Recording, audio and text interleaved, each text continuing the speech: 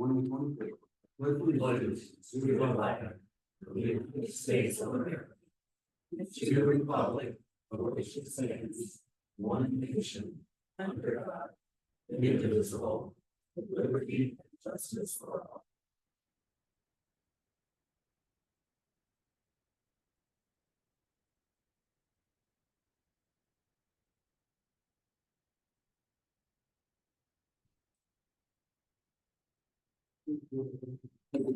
Scott Senior.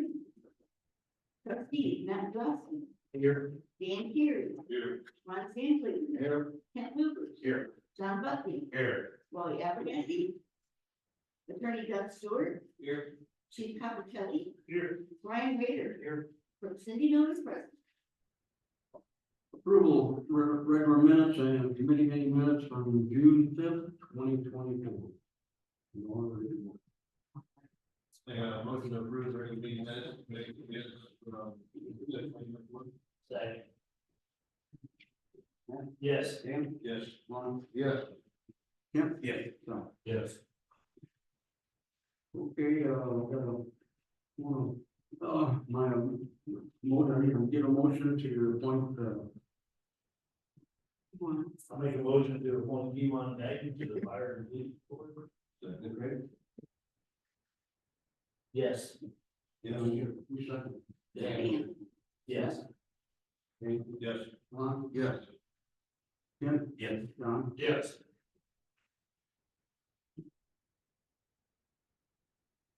Okay, presentation, we've got Gary Holter.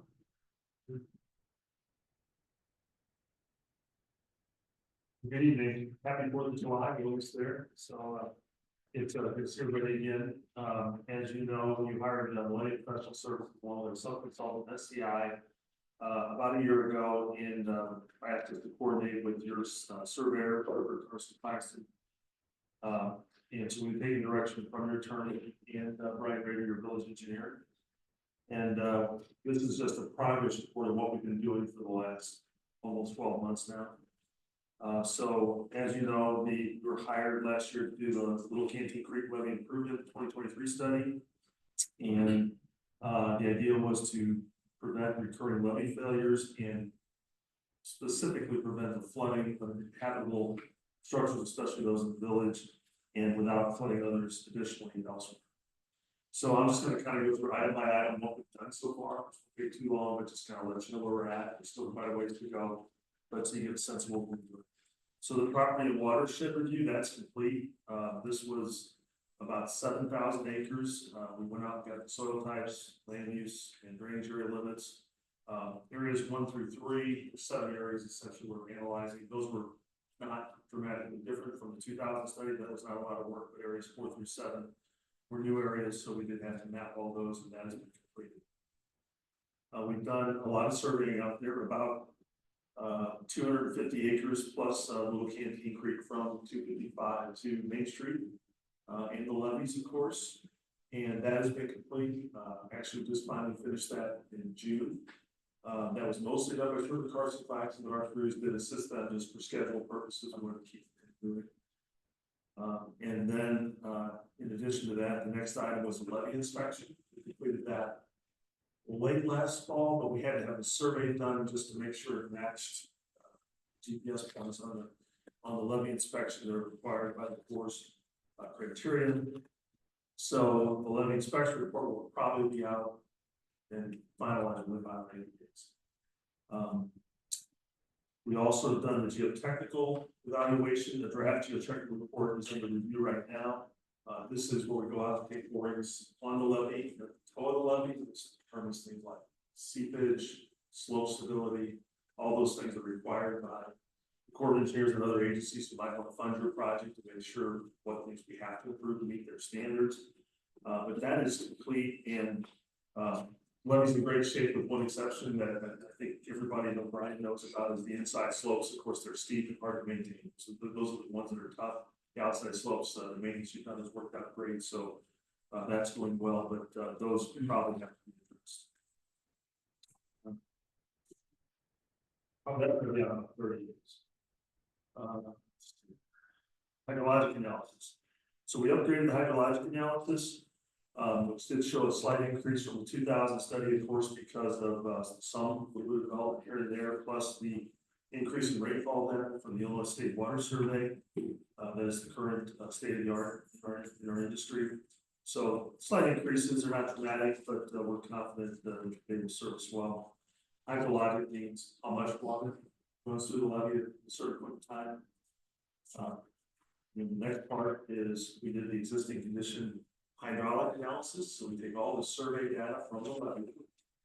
We also take the inspection data that shows how rough the inside of the levee is and the other areas of flow. So we come up with a hydraulic, which is how fast and how high the water gets, especially inside the levee. So we did complete that. It shows the railroad trestle over top about every 4 to 5 years. Sounds about right to us, according to Brian. So I think we're close with our model, which is good. So that is done. We are going to add a little additional portion or detail in a section so we can make sure we have it modeled correctly around the trestle and have that correct.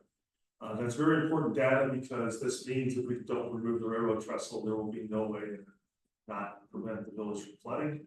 I'll go into that a little bit more at the end of this, but that was important. In other words, if we could, we're going to try and design an overtopping area that goes to flood farm fields, not the village, and then that goes to the Spring Lake area, which is where the Corps and the old studies from the Corps of Engineers said the water should go. However, if we have to go try and keep the railroad trestle in flux, that means we need down overtopping for 6 months, and that just simply will not work. Of course, the farmers would not be happy with that. Probably people downstream would not be happy with that. So we're going to have to probably move. I think there's no way except remove the railroad trestle to make this work. That's probably the biggest item to take away from this at this point. We have a lot of remaining technical scope items. We're just starting in the levee over top hydraulic model to see how large those areas have to be to then get the protection for the village up to around the 100-year event, which is the goal, and then hopefully we can do that. We're just starting that modeling.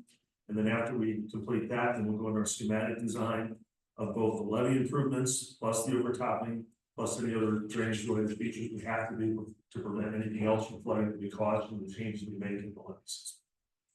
Then we'll do a schematic design cost estimate. We'll produce a preliminary project report. So these are the items that have not been started yet. And then that, of course, then we're going to start meeting with the agencies. We have already done with engineers through a meeting that Doug did arrange for us. And that was very productive, and they gave us a lot of good data that we have to include. And then after we meet with all those agencies, then we'll produce the final report with the final recommendations. We think that'll be completed by April or May of next year.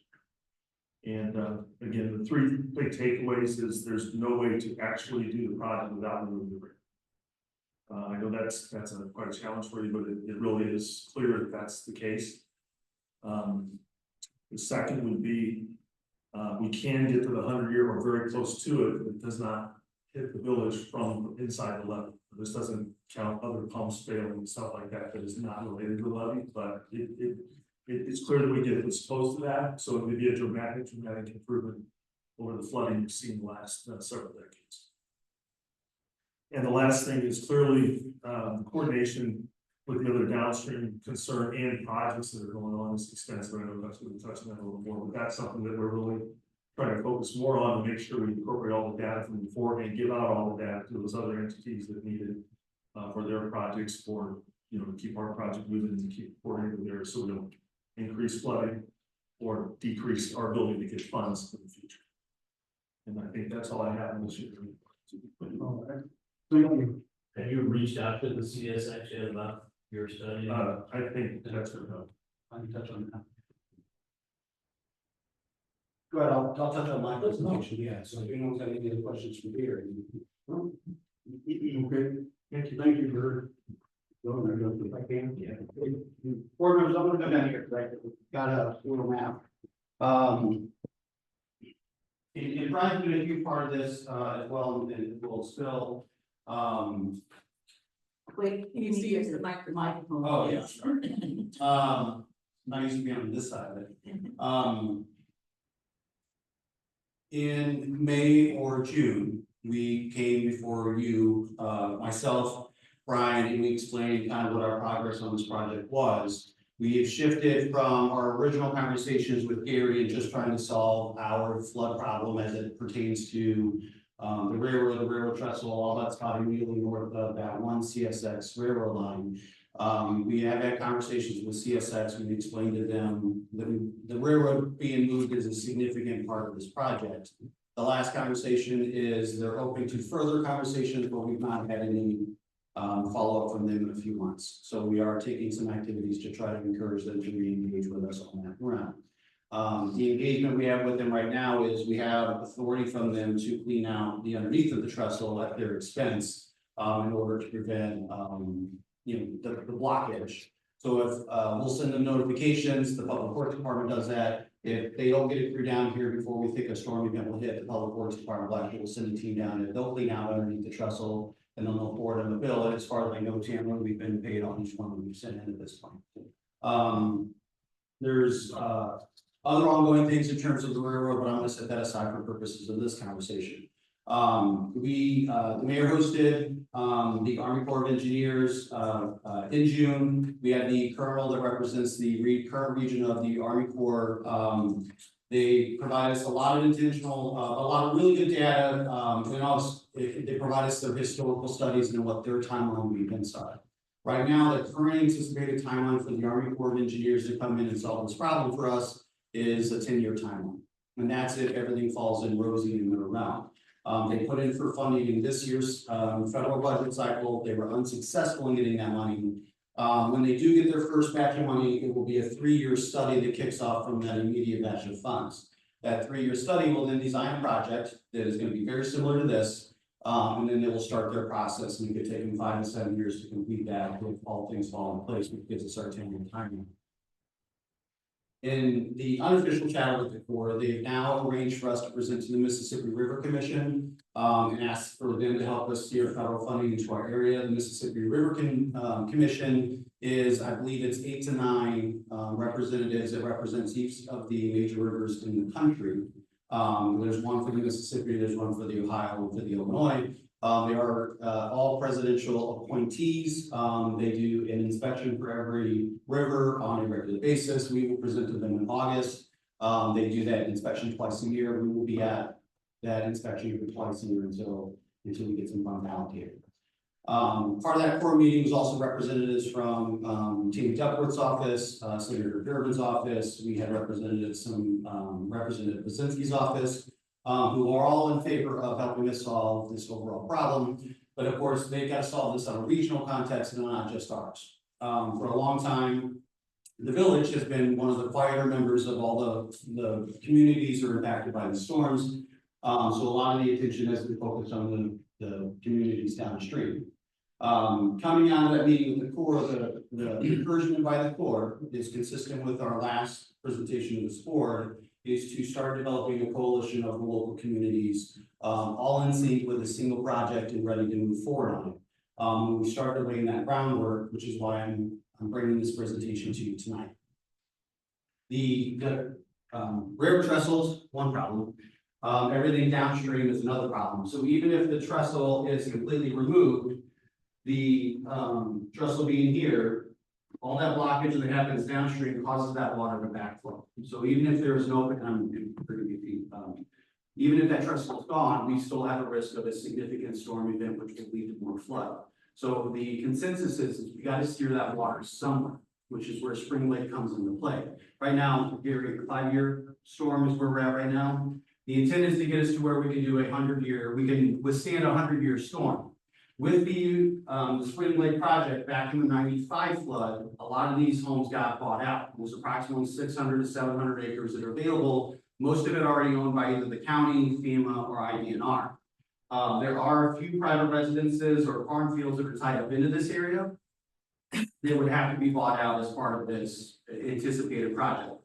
Additionally, there's the old golf course that's just off of 55 on the other side of the landfill. There's several hundred acres that currently is kind of a default swampland, but also was purchased by a mixture of the federal agencies and a couple state agencies. So between this area and this area, we believe that we can get approximately 1,100 acres. storm detention, right, Brian? Detention? Retention. To actually absorb and hold some of this water. The ask from our community partners, East St. Louis, to Hope Valley, to everyone downstream along Harding Ditch is don't shove that water into our neighborhoods. Our current project is been solely focused on everything above the trestle, so we had to expand our approach. Our state delegates, our federal delegates all said the same thing. Whatever we do, we can't cause more water to go down into those neighbors downstream. Which is why we've all now targeted the Spring Lake project. Consistent with the conversations I've had with the board in these meetings back in late May and early June, we talked about Caseyville kind of taking the lead and spearheading this project and driving it forward. We have been doing that. We are now here to ask for the board to give us authority to start entering into intergovernmental agreements with the St. Louis, Cahokia, Allenton. I think there's 7 communities along that stretch. The intent is Caseyville, will again serve as lead until the federal agencies come in and take over the project, or state agencies, it could be one or the other. And then the other communities will also provide us technical support along the way. They've all got engineers, they have their own public works departments, their own zoning administrators, they're all working to solve this problem, and we want to combine those forces underneath one intergovernmental agreement that we're all pulling in the same direction in the project. Obviously, that helps from a technical perspective. Then it also makes sure that we're covering all the watershed information and all those sensitive details about communities we just don't know. We don't know every street that floods in St. Louis, but we have to be mindful so that when we know where to steer the water. So with that, our intent is to come back before this board at the next meeting and ask for authority to start entering into these intergovernmental agreements. I will tell you that part of this plan will include potential annexations into different communities, which could be Caseyville, could be other communities. There will be some ground acquisition that will come as part of this. There will be dollars that have to be spent as part of this. Right now, we don't have any funding from anyone else other than what we are generating ourselves. We are getting verbal assurances that at some point there will be money dedicated to us, but there's no promise when that money will come. So we are operating under a general direction, believing that the Coast Guard will come in and pull our ship out. So, with that, I will gladly take questions from the board. Before your $50 million project, it would be associated with the ice, flooding, sewer. Is that going to alleviate any issues for us? That's more of a storm sewer, sanitary sewer issue down there that they have not run off as much. I don't think it will have a significant impact on our life. And they're still trying to get their legs underneath that project. That's a big undertaking on their part. We presented to a coalition of governments last week. Cahokia was one of them, and that's one of the things that they stressed. East St. Louis is having similar struggles with their own sewer systems. As you guys should be aware, the new state police station is being built down there. There's a little bit of subdivision activity, and all those properties are specifically impacted by where this water goes. So it's a hot button topic at the state level to try to redirect that water before it gets to those new developments, which is why it's favorable wins for us as a community to kind of unfold.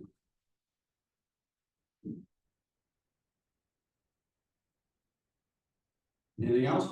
And I don't mind taking questions from the audience. You want to take questions? No? I do. What about, upstream? In terms Because of, we're getting a lot coming down from the Oak Island, Fairview Heights area, and a lot of their stuff is what is causing blockage in that line. Yes. But I mean, what about them too? Are they gonna be on board with some of this too, that they could not? Fairview is trying to help alleviate their impacts on the communities downstream. They got awarded a grant to fund their study of $600,000, and that is going to be off. Townsville is in the process of getting lined up to start a study very similar to the one that Gary is currently doing for us, so they can understand the impact that they have. The feedback we're getting from the state agencies, though, who will actually be awarding the big federal dollars and doing the permitting and all those kind of fun stuff, all their attention is focused down the hill on what's going on. I mean, look at the difference. Caseyville's got this, but East St. Louis has got we've got a problem. Well, no, they're not disregarding Caseyville, they're kind of disregarding Fairview. So they're trying to deal with the water once it's downhill as opposed to, stopping it. So weren't they talking at one point past the trestle, and you get farther down to 255, where it needs to be wider down there? Isn't that part of the plan that they It's part of the ongoing conversation. want to hold you? So one of the struggles we have is MESD is an underfunded entity that is trying to maintain their portion of these levee systems. The canal, as it goes down through those stretch, it just isn't adequate for what the current watershed is pushing down those realms. The data we just have in our specific area already says there's a dramatic increase over the last 20 years in the amount of water that canal is trying to contain. So that's why we're getting, instead of, a flood event every 10, 15 years, now we're in every 3 to 5. We've just been fortunate with the work that the public works guys have done, that they've been able to shore up that levee. That levee is topping over on a regular basis around that trestle. It's just not enough that it's not getting into a home, so it's not, everyone's not fully aware of every time it's crossing. So How is it down farther on the balance where they did put the netting up over the years, back when the Corps come in, I think they did all that, but they ran out of money. And that seems to hold up well once they did that. That was Is there anything, St. Clair County, because it got close to the roads, about ready to start working the road out. but that's what Bob says, once they put that in there, I Oh, would. it didn't come out. Yeah. Yes. and it helped upstream, but we probably. Because it's stopping for us, so, yeah. No, and then it just, you pick and choose. I mean, sometimes you get funded. I will tell you that, this project has been, studied and attempted multiple times by the Corps over 40 years.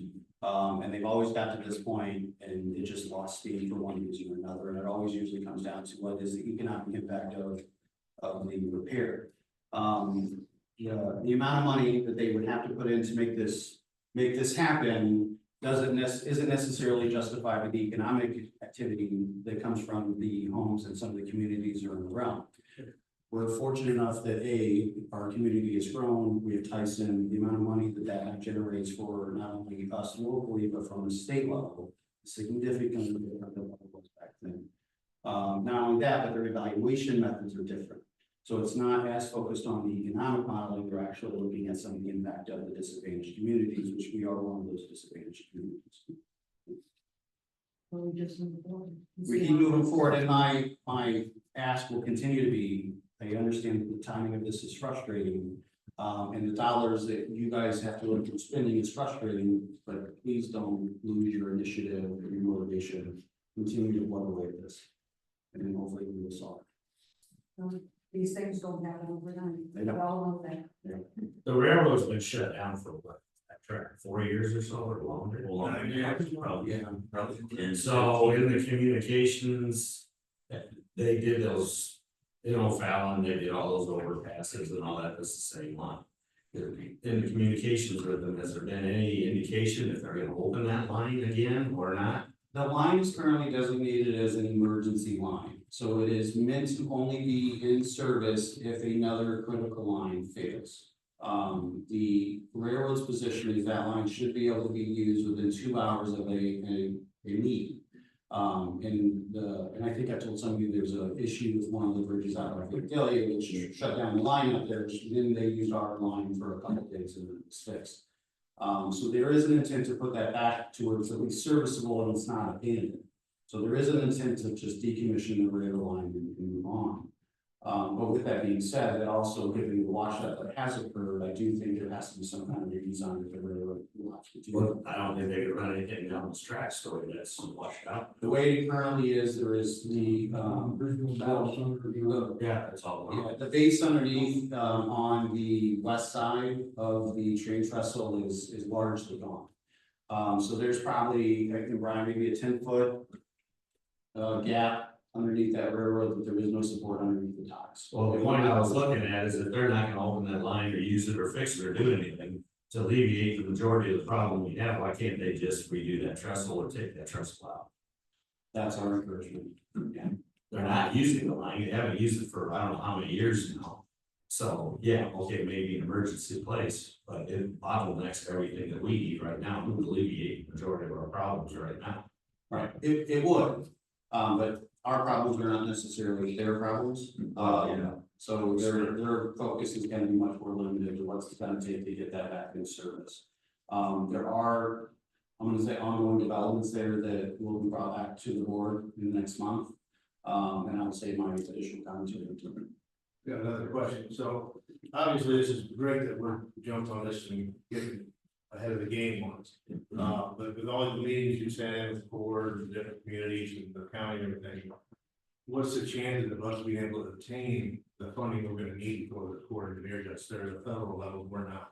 We're gonna get all these other communities that are the same, but we're in some worse than we are, we don't have a lot of money to put forth to this, and some of them don't have any money to put forth to. Right. So.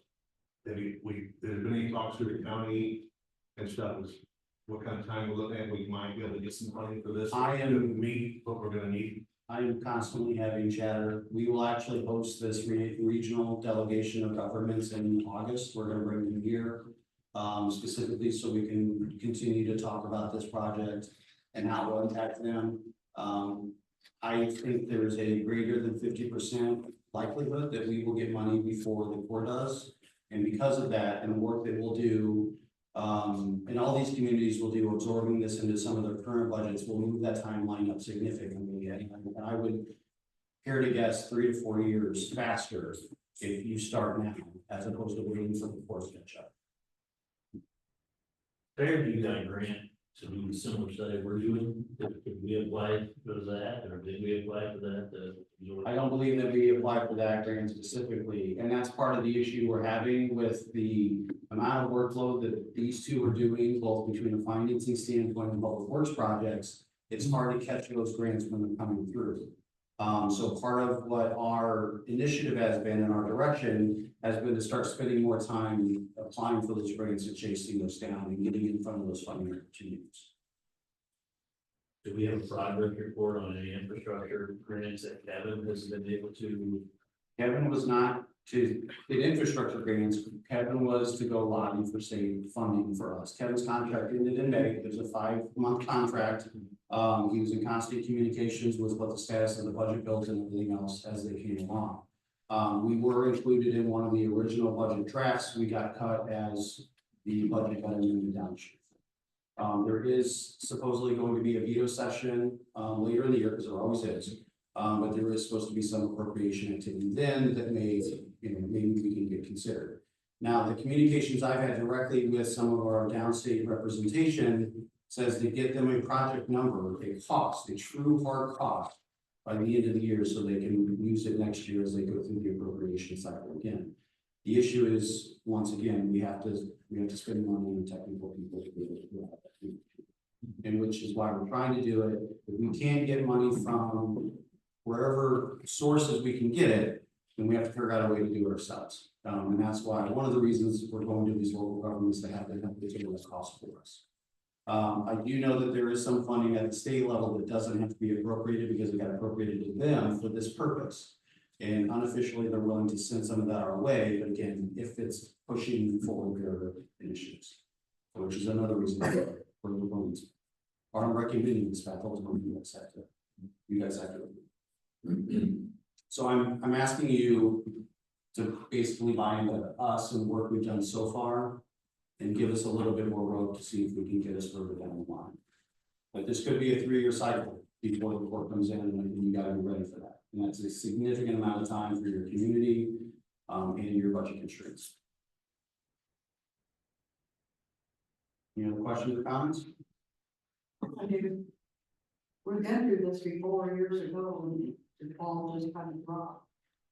We either gotta do something now and let the people know that we are behind them and need to get this done, no matter what the cost and how long it takes, but they need to know that. We talked about being behind it, about doing everything we can to help them not flood. But we sit here and we kind of fingers in our butts, not doing anything. So we either do it or we shut up about it and tell the people we can't help them. Now it's one or the other. Well, my comment is, I've not had to figure it all out. No. Not talking about- Oh, I know. But it did, the ball was dropped before, we've been through this year. Right. Somebody's sitting up here dropped the ball and didn't go any farther, we spent a lot of money. Listening, having them do all the same stuff that we're doing now, and then we went nowhere. Well, effectively, you've gotten to this point every those times, and just other things took the priority of the council of those days. So whether that's right or wrong is not No, up for right or debate wrong. in this moment, Right or wrong. but there's an important point there. There's gotta be an education initiative out to the community, especially the residents in those specific areas. So we have to get some communications out to them, through letters, through some, I've talked to Brian about, we did some Facebook videos just to explain exactly what we're trying to do.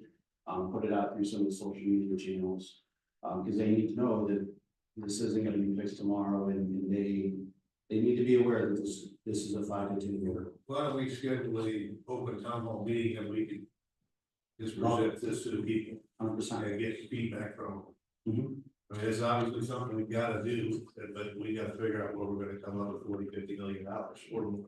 Now, I'm just gonna caution you on the comment, you're not coming up with 40 or 50, like the village is not coming up with 40 or 50, you're literally. But all the villages together, none of us have nowhere near. We don't. Have leadership.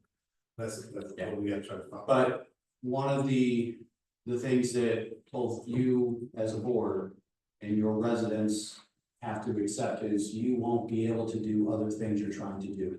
Some of your other infrastructure projects will have to be deferred, in order to allow, Brian to spend time on this. In order to fulfill his requirements for these boards. And that's a commitment by both you and by your residents.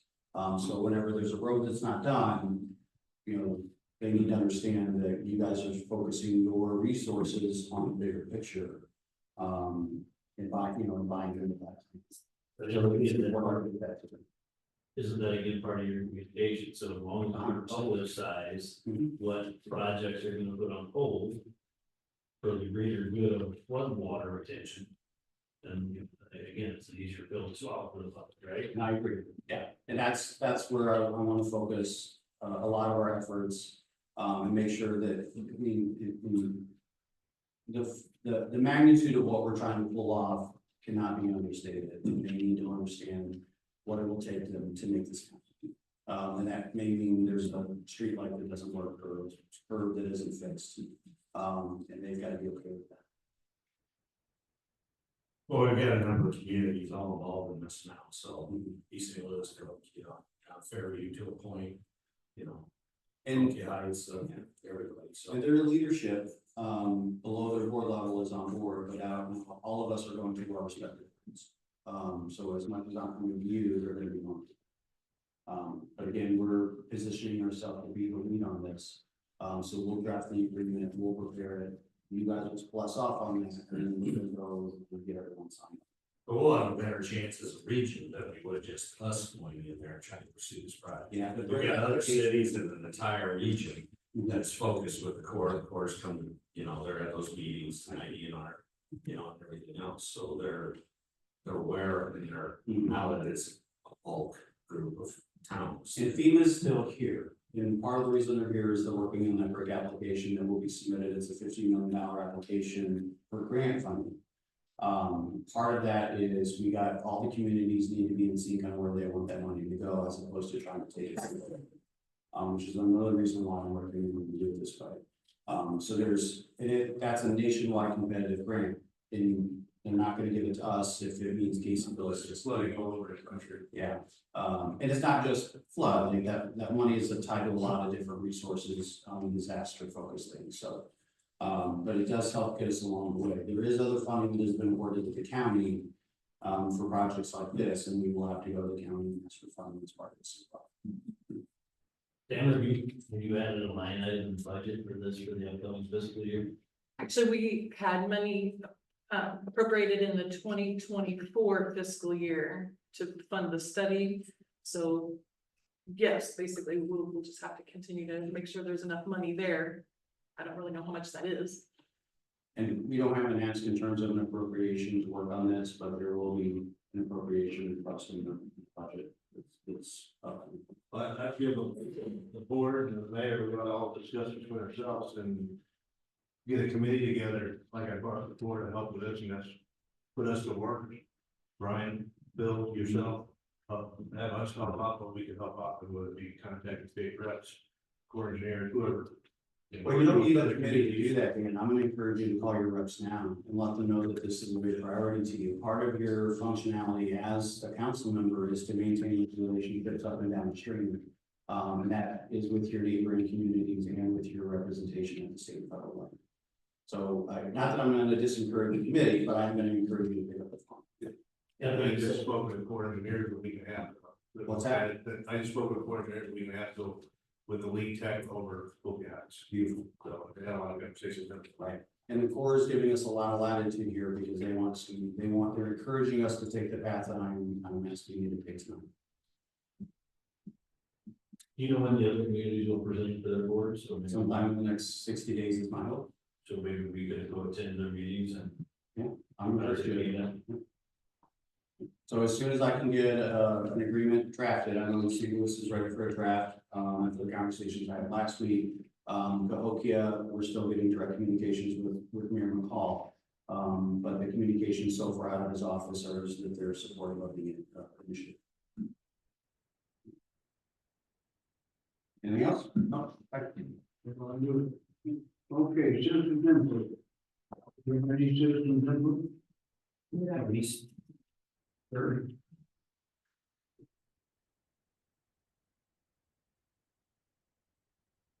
Mayor, board, thank you very much for giving me a chance to speak.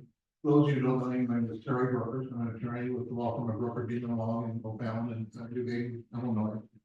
And here on behalf of Seaman Barak, he's the developer with the project that went through the planning commission regarding the towers here in town. That project went through the planning commission back on May 30. And during that evening, the zoning administrator raised the issue of concern about how this project could possibly adversely affect the neighboring citizens' flood insurance program. So, and I was here that night, and that was the main reason for the denial. I won't vote against the special use permit.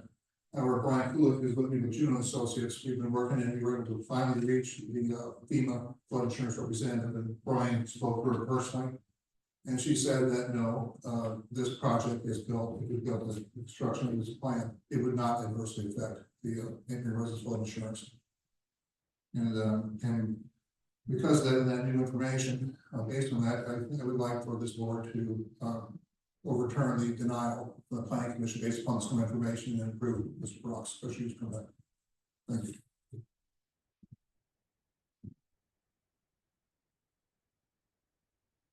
I think Gary covered. Okay. Any other citizens input?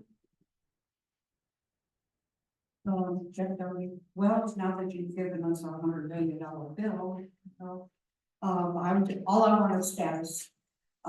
Went by just to make sure before I opened my mouth that bought the house next to Woody's, and wanted to stay at no comments. Was wondering about the ordinance on the hazardous materials that are brought into our village without us knowing about it. And I guess I won't ask about Hill Road since we're gonna dwell on $100 million money project. So I'll leave that out. I'll take that at home. Any updates on negotiations with the Illinois American Water, Brian? Did we? Well, you can make comments on his. Oh, his part. and he'll tell me about it. Okay, thank you. Because I heard they are going to raise our rates again, come January. And that's about it. I don't have anything else. Good job, guys. I think it's time for us to do our work and promote this to our village residents. They want it, or at least some that's been affected by the water. I'm one of them that has been in my life here. And there's plenty of stuff, but we need this done. Cost or no cost, 10 years or 10 years, it's got to be done. Thank you. Any other citizens input? Yes,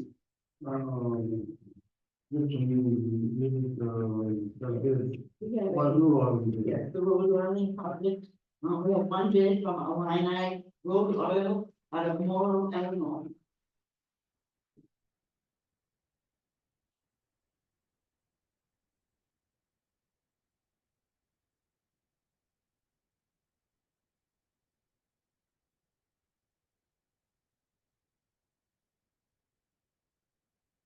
They have a 16,000 gallons of HFD 150 for $3.50 per gallon, for a total price of $56,000. And that's the only bid.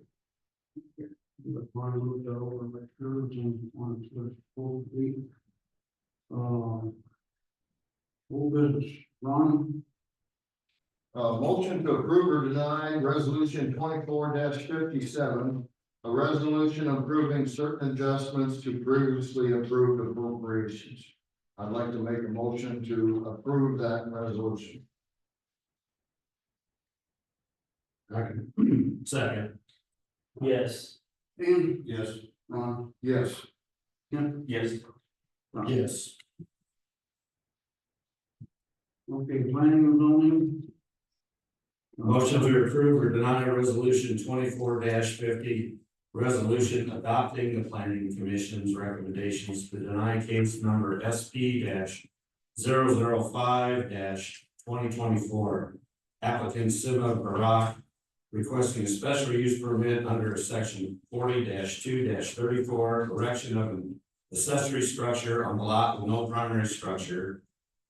And 40-2-40C, the erection of multiple radio transmission towers on lot zone A, agriculture, on property known as 425 West Moore Street, Caseyville, Illinois, 62232, permanent parcel number 03-07.0-200-01. I make a motion that we approve the planning commission's recommendation. Second. Yes. Stay. Yes. Kim? Yes. Yes. Motion to approve and deny resolution 24-51. Resolution authorizing to take appropriate abatement measures for 730 South Main Street, Caseyville, Illinois. Make a motion to approve that. Yes. Yes. Yes. Kim? Yes. Motion to approve or deny resolution 24-52. Resolution authorizing the issuance of a business license to Tacoma Heights in Clinton County, 6 East Coos Drive, New Baden, Illinois, 62265, the mobile snow cone truck, contingent upon inspections, background check, and planning and zoning approval. Make a motion to approve that. Second. Yes. James? Yes. Ron? Yes. Kim? Yes. Yes. Motion to approve or deny resolution 24-53, a resolution authorizing the issuance of a business license to Authentic El Taco Loco, 2502 North 45th Street, Fairmont, Illinois, 62201, to be located at 14 West Gates, Parker's Car Wash, contingent upon inspections, background check, and planning and zoning approval. Make a motion to approve that. Second. Yes. Sam? Yes. Ron? Yes. Kim? Yeah. John? Yes. Time lost. It's a nine. Motion to approve or deny resolution 24-54, a resolution authorizing the issuance of a solicitor's permit to Generator Fireworks located at 8850 Petroff Drive at Hardee's for the sale of consumer fireworks from June 28, 2024 to July 6, 2024. I'll make a motion to approve that. Second. Yes. Dan? Yes. Yes. Yes. Yes. Motion to approve or deny ordinance 2024-02, an ordinance amending ordinance number 1044, fee schedule C, raising the electrical inspection fees from $100 to $125 per inspection. Make a motion to approve that. Second. Yes. Dan, Yes. Yes. Jim, Yes. Tom. Yes. Okay, moving down to police, John. Motion to approve or deny resolution 24-55, resolution authorizing AAIC's vendor recommendation, Lauer facility planning for the furniture, fixture, and equipment for the police station, in addition on the Caseyville Village Hall. Make a motion to approve that. Second. Yes. Dan, Yes.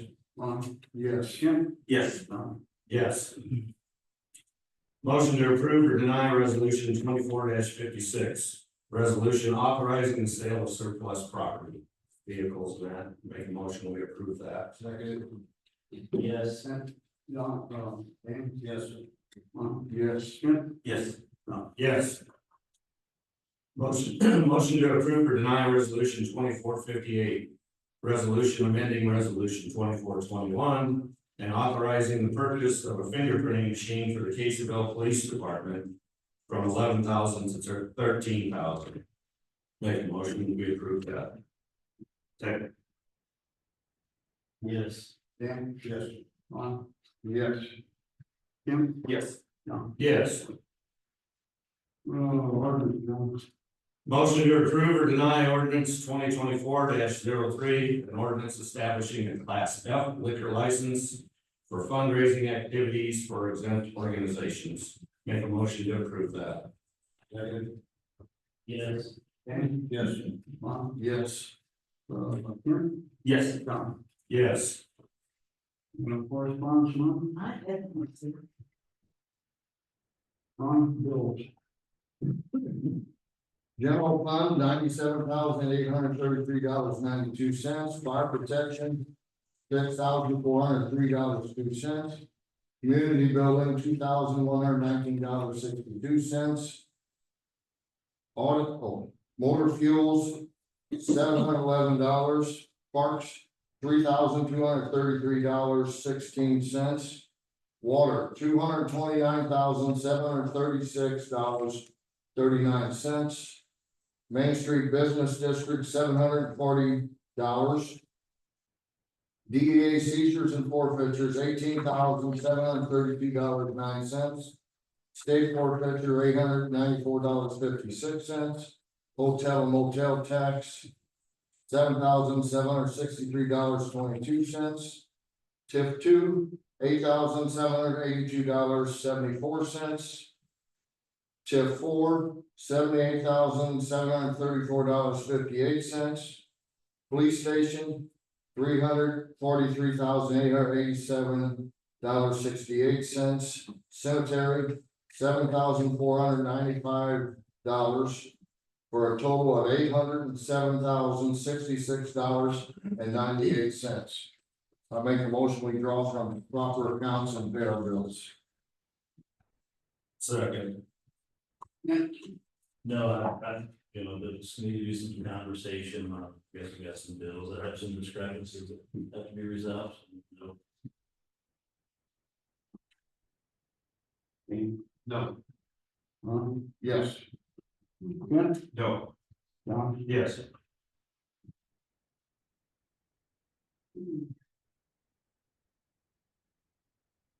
All right. You got anything? Yes, got a few things. We had a series of burglaries and positive car wash over the last few weeks where a guy was basically pulling in to install the car wash, picking the handheld drill and drilling out the machine.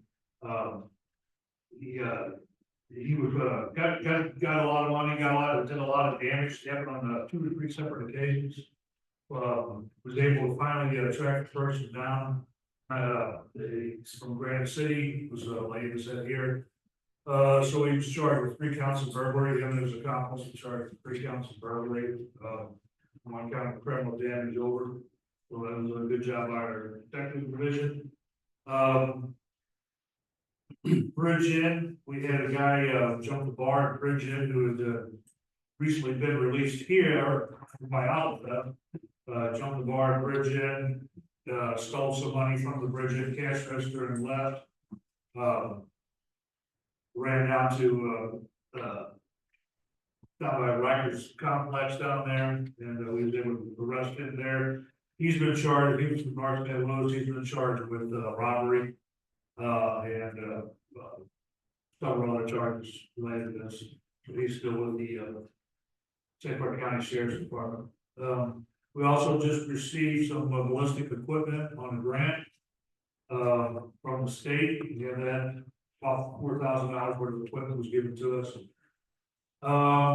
We put in for a TASER grant. Waiting to hear on that. That's also funded to the state, kind of exploring a couple other grants. One of the grants we're exploring will be for additional cameras in the city. There will be more mobile than what we have now. Also with the drone that we purchased, we've had some really good success. First thing we did, we caught some guy, which I say we, I don't want to talk about drones. Caught a guy who had shot at the Cahokia police, state police, the next day, and cornered the guy right outside of our city limits on off of I-64. Instead of having to send someone in or a dog, they called us, we deployed the drone, and guy surrendered to the drone. So that was a good deal. We've used it a few other times since then with no success. I believe we've been talking to the street department, we're going to be using it to check the water towers, which will save the guy from that, suit up, go, on time. Let's see, the fireworks went off the other night. It was I heard great reviews. Everybody seemed to like it. We had no trouble. Minor traffic issues. Everything else was pretty big crowds. Had another unlawful entry at Trace Camino. However, they didn't get anything. They went in the back door. It sounded like the alarm. It scared them off. And also, just want to another public service thing. We have been citing the heck and identifying solicitors again for the electric bills, the AMRIC, the solar panels, you name it. Actually, one of them we arrested 2 times in one day, about an hour apart. So they've decided Doug has been handling them in the local court. So please, when you see these solicitors, they're pushy. A lot of them are not legit. They are legit, but they're not legit. It's just kind of fly by night. So they want your information there. Please call us. So at the very least, we can identify these people and try to get them escorted out of our village. Okay. To my knowledge, Cindy, I don't think anybody has a permit yet. No, they do not. No, they get aggravated when they come to my house. Yeah, I'll say, they see your permit, but my office has it. and we're not getting any deal with this. I mean, this is, Yeah, I don't know if it's a nationwide thing, but I know it's a regional wide thing. Right there. especially solar. That's all I have right now. Thank you. Okay, Tom, Brian? Yeah, the planning and zoning, there's gonna be a planning and zoning meeting on the 23rd of July. One of the items on there is one of the hotels on Old Country Inn Drive. They're requesting a special use permit for a liquor license. They don't meet the 500 feet requirement that's in our code. So that was one of the items on there. The other item is the discussion of the sign control ordinance is on July 23rd at 6 o'clock. Street department, our overlay project, the CDBG grant, is still being reviewed by HUD. Hopefully that can be approved this year still, or here soon, so we can get that out for bids and an RFP. So we can get that project done before winter sets. If not, it's probably be put off. Street department and then mowing, doing some building repairs to the community center and some of the bathrooms here. Water and sewer, Illinois water contract, had a draft contract, it is up at the ICC now. They mainly are looking for the price that we had talked about before in the meetings, where everybody was kind of comfortable. There are infrastructure upgrades that will have to be required with that, up to $1.3 or $1.4 million. That will also be, part of a contingent on that contract, so those are some discussions we'll have to have. Illinois American may help us out with some of those or not. We're still looking into the water plant, running that simultaneously, doing the feasibility studies. Once we have firm numbers or closer numbers, the consultant and I will get back with the board and make a recommendation of which way we should go, have discussions with the board. Water and sewer department too, doing some sanitary sewer station repairs. The two we've been working on is Tucker Drive Station and then one off of Brookside Drive. Update on the police department. We've got the lower parking lot in now. We've got striped. The masons, the electricians, and the plumbers are still, electricians and plumbers are doing their roughings. Masons are working on some interior brick, and they've got the exterior almost done. We're kind of on hold on some of the door frames and door slabs and some of the ballistic glass. Hopefully those will be in the next 2 or 3 weeks. That's all I have for tonight. If we, got any further with the sprinkler contract again? That's all. You guys approved the sprinkler contract with the AIC, so that's all in AIC hands now. To the one we got. Have they able to get a contract again? I hope they have. Will you have the water plants numbers prior to the proposed rate increase in January? Yes, so you talking about Illinois American? Yes, sir. Yeah, they're looking at a 23% increase again. But Will we be in a long-term contract prior to that increase? there's no way to be a long-term contract. We got about 1.3 to $1.4 million of upgrades we would have to do prior to accepting that contract.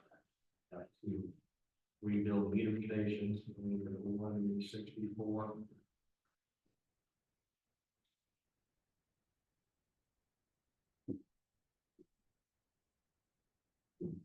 There are several things that have to be looked at prior to accepting the contract. The ICC takes about 7 to 8 months. Whatever. So all Brian. All right, to address some of the things that Deb asked about, the abatement period is ongoing with Skate Street. We're within our 90-day window. The utilities have been scheduled for disconnection. We're just waiting for them to be disconnected and then the demolition contract will come. I would hope that that will be done in the next month, but we're dependent on utilities at this point. In terms of the hazmat related ordinance, we do have, I will have a draft, ideally by the next meeting for consideration in committee, worst case the meeting after that. For you to consider, it's primarily underneath our zoning regulations. And ultimately, it will require any hazardous, material, chemical, whatever the case may be, I'm trying to buy it bottom up.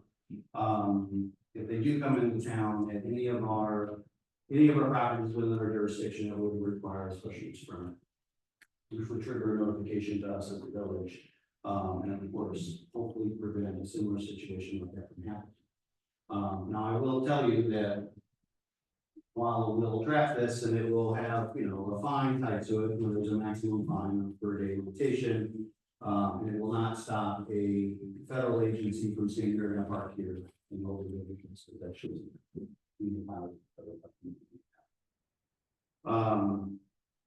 going back to the flood conversation, I am asking for you board members to dedicate a little bit of time to us. As these meetings happen, we're not trying to flood them with a bunch of elected officials. Actually, so far, there's been minimal elected officials on there. But I would like for you guys to participate in these on a one-on-one basis, just so you can see the amount of groundwork that we're putting in to make this happen. for those of you who don't know, Detective Allison is part of a financial crime team. He has recommended that we prepare a ordinance that prevents the use of Bitcoin ATMs inside of the village limits because of their commonly used to scam residents, but more specifically elderly.